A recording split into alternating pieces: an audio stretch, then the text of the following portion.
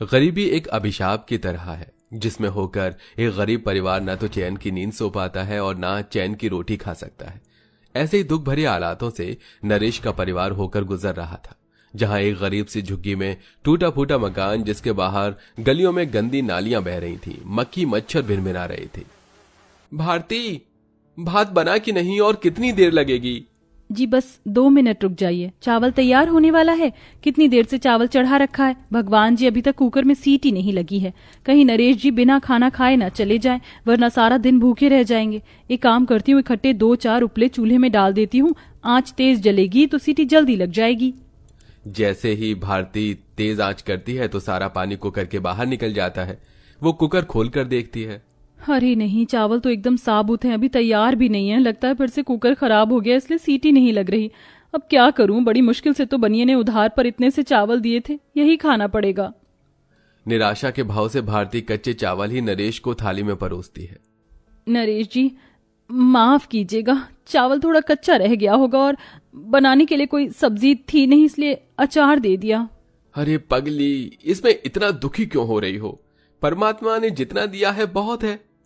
तभी एकदम से बंदर आके छप्पर पर कूदने लगते हैं, जिससे मिट्टी का एक बड़ा सा ढेला थाली में घिर जाता है और सारे चावल बर्बाद हो जाते हैं। नरेश की आंखों में आंसू भर जाते हैं और वो बड़े दुख से कहता है, लो, शायद आज मेरे भाग में खाना नहीं लिखा भारती, मैं चलता हूं।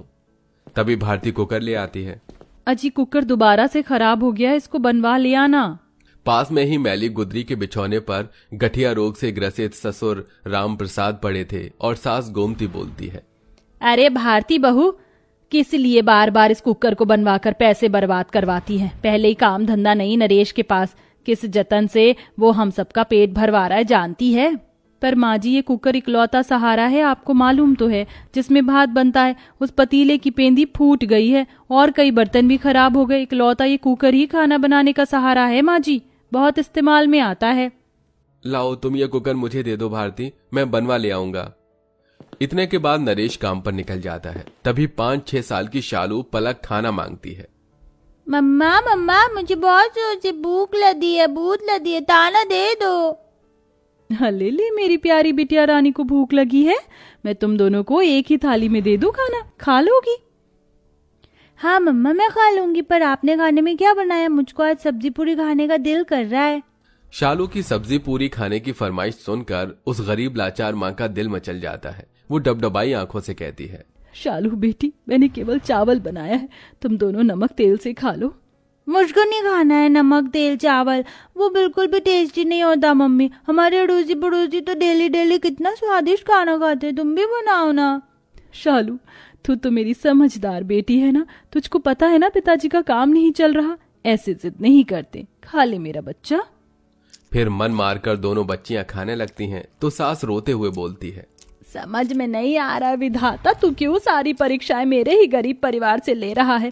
अब और गरीबी सही नहीं जाती भगवान जी। माँ, तुम रो मत, चुप हो जाओ, भगवान जी सब कुछ ठीक कर देंगे। ऐसे ही दिन ढलता है। नरेश सारा दिन लेबर चौक में बैठा रहता है।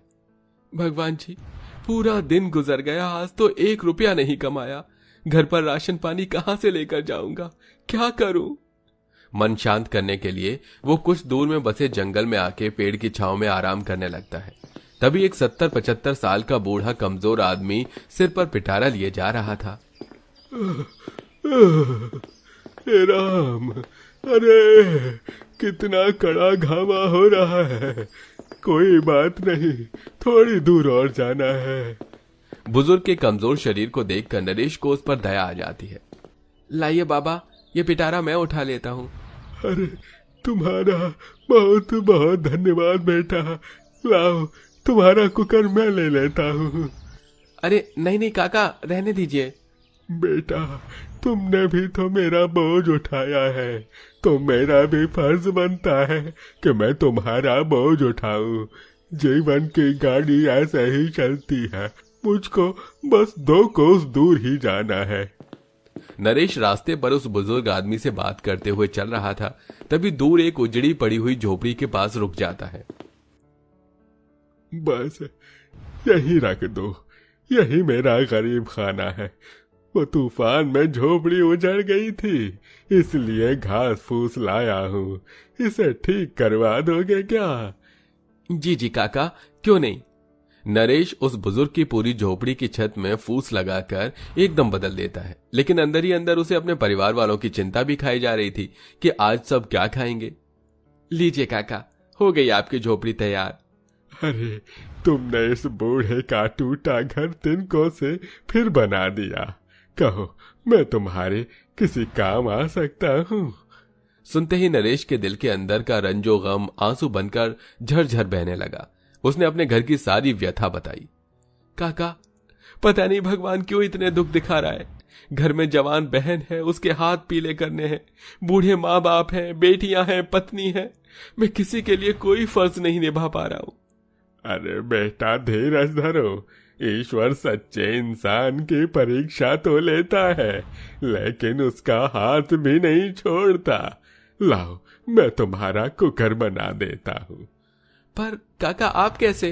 अरे, मैं लोहार हूँ ना, औजार से लेकर बर्तन भी बनाता हूँ।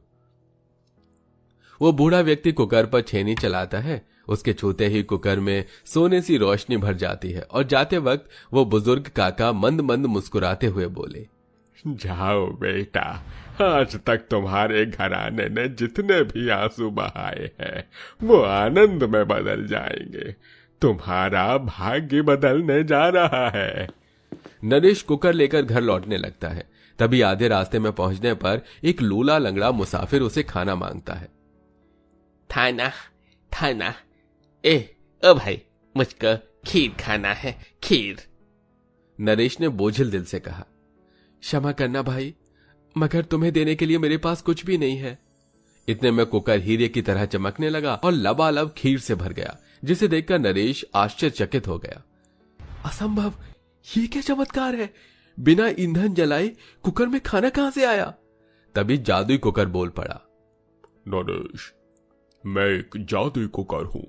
तुम मुझसे जो मांगोगे मैं तुम्हें वही खाना दूंगा। ये सुनकर नरेश बड़ा खुश हुआ। आपका बहुत बहुत धन्यवाद जादुई कुकर महाराज, मगर इस भोजन पर मेरा हक नहीं है। नरेश ने एक केले का पत्ता तोड़ा और पूरे दिन ईमान से सारी खीर उस लूले व्यक्ति को देकर आगे बढ़ा, जहां 5 अनाथ भूखी बच्ची उसकी प्रतीक्षा में बैठी थी। तभी गौरी ने सोना मोना से कहा, देखो देखो बहनों, राजा जी आ गए। कौन हो तुम सब बच्चियां? मैं गौरी हूँ और ये मेरी बहनें सोना मोना, चिंकी पिंकी हैं। हम सब भूखे हैं, हमें भोजन खिलाकर तृप्त कीजिए। हाँ, ठीक है, जो खाना है बता दो। मुझे पुलाव, गुलाब जामुन और शाही खाना खाना है, और मुझको इमरती खाना है। बच्चियां जैसे जैसे इच्छा जताती हैं, जादुई कुकर में से वही खाना निकलकर उनके सामने पेश हो जाता है। 5 पेट भरकर खाती हैं, जिसके बाद 5 बच्ची एक में समाकर देवी का रूप ले लेती हैं। नरेश हाथ जोड़ लेता है, हे देवी, आप कौन हैं? नरेश, मैं देवी अन्नपूर्णा, तुम्हारी धर्मपत्नी मेरी प्रिय भक्त है। वह प्रतिदिन अपने भंडार घर में से मुझे खाना अर्पण करती है, इसलिए मैंने उसकी भक्ति का फल दिया। लेकिन मेरे लिए ये जानना आवश्यक था कि तुम मेरे दिए गए जादुई वरदान का कैसा उपयोग करते हो। इसलिए मैंने तुम्हारी परीक्षा उस लूले और इन 5 बच्ची के रूप में ली। अब जाओ, ये जादुई कुकर जीवन भर तुम्हारे भंडारे को भरा रखेगा। ये बोलकर देवी अन्नपूर्णा जादुई कुकर के अंदर समा जाती हैं। घर पहुंचते पहुंचते अंधेरा ढल जाता है। बरसात काफी मूसलाधार थी। पूरा परिवार झोपड़ी में भूखा बैठा था, जबकि पड़ोसियों के घरों में पकौड़े बन रहे थे, तो कोई भुट्टे तो कोई पिज्जा, सब अपनी अपनी सामर्थ्य के अनुसार खा रहे थे। तभी नरेश घर में दाखिल हुआ।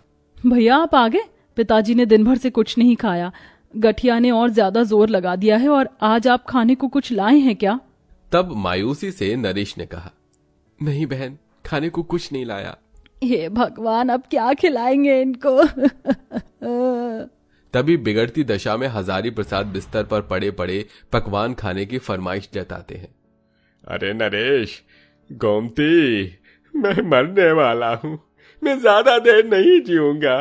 मेरी आखिरी इच्छा यही है, मैं 56 पकवान खाना चाहता हूँ।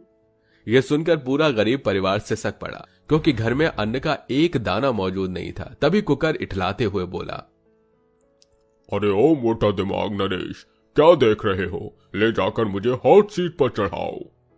Hot seat? क्या भला है? तुम क्या कहना चाहते हो जादुई कुकर? अरे बिन पैंदी के लोटे, मुझे ले जाकर चूल्हे पर चढ़ाओ। नरेश ने जादुई कुकर को चूल्हे पर रख दिया।